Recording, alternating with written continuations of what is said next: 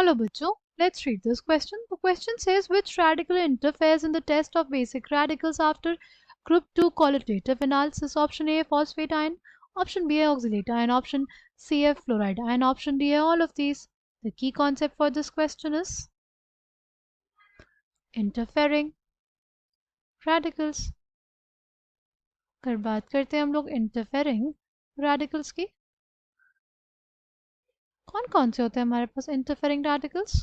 क्या होते हैं इंटरफेरिंग रेडिकल्स? वील सी हमारे पास फॉस्फेट, बोरेट, फ्लोराइड और ऑक्सलेट, इनको हम लोग कहते हैं इंटरफेरिंग रेडिकल्स, राइट? क्योंकि ये हमारे पास जो यूजुअल स्कीम होती है ना बेसिक रेडिकल एनालिसिस की, उसके साथ इंटरफेयर करते हैं, राइट? जो हमारे थर्ड, फोर्थ, फिफ्थ मैग्नीशियम, इनके जो सॉल्ट्स होते हैं ऑफ दीज रेडिकल्स क्या होते हैं? They are soluble in acidic medium. इनके जो सॉल्ट्स होते हैं they are soluble in acidic medium. पर एसिडिक मीडियम हमारे पास कब तक रहता है? ग्रुप 2 एनालिसिस तक ही रहता है, राइट? ग्रुप 3 एनालिसिस के बाद हमारे पास कौन सा मीडियम आ जाता है? बेसिक मीडियम हो जाता है, राइट? तो the salts of these radicals, the salts of these radicals are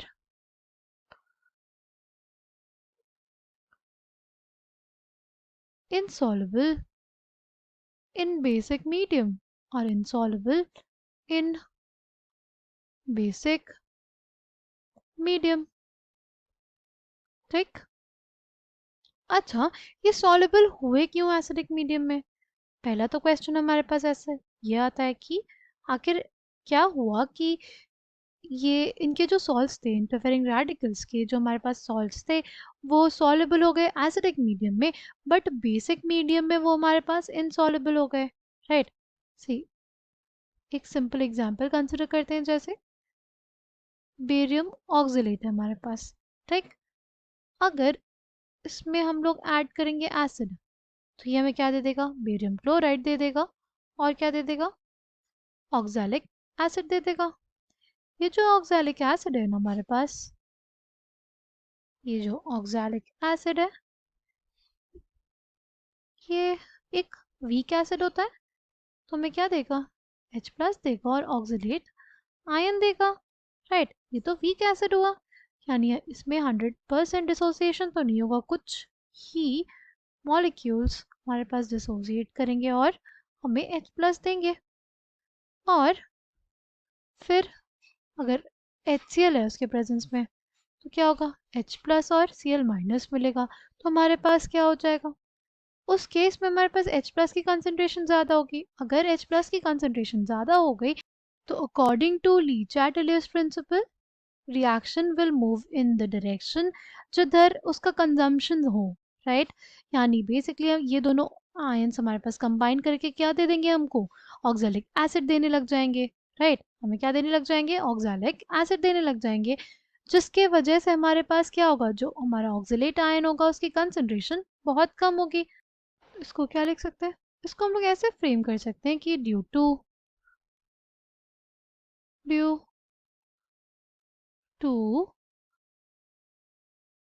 small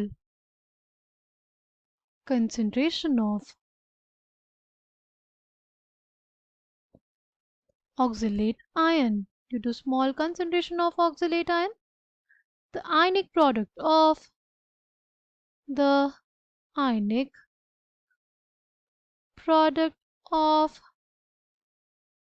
barium 2 plus and oxalate ion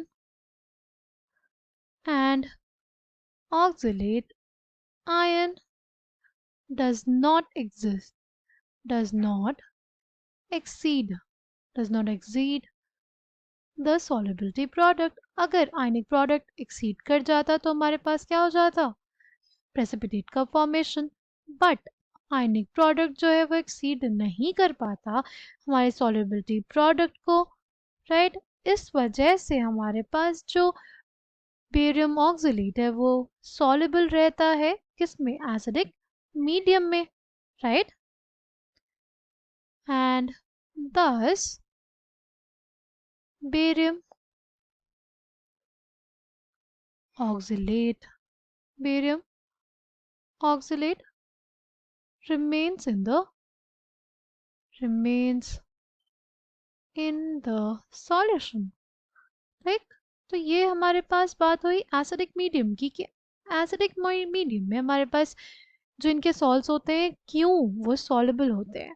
अगर बात करें बेसिक मीडियम में, अगर हमारे पास अमोनियम हाइड्रोक्साइड है, राइट, अमोनियम हाइड्रोक्साइड इंट्रोड्यूस हो जाता है, वो क्या किस में डिसोसिएट होता है, वो हमारे पास बेसिकली डिसोसिएट होगा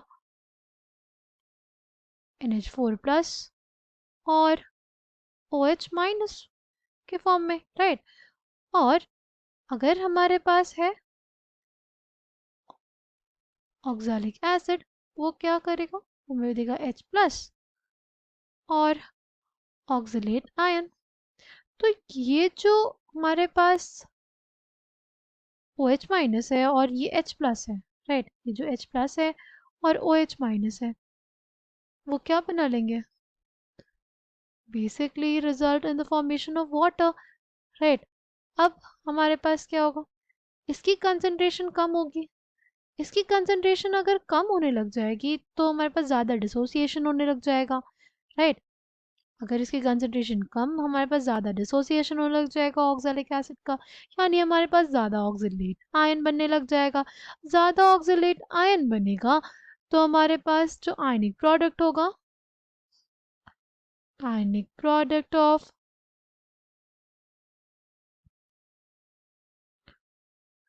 बेरियम 2 प्लस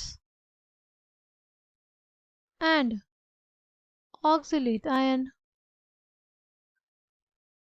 ज़्यादा हो जाएगा किससे, solubility product of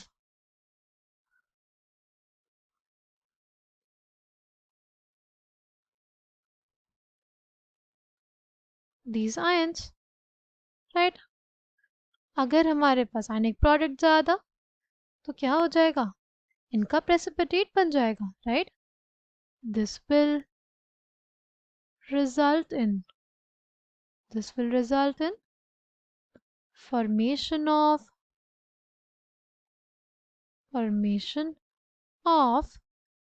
precipitate of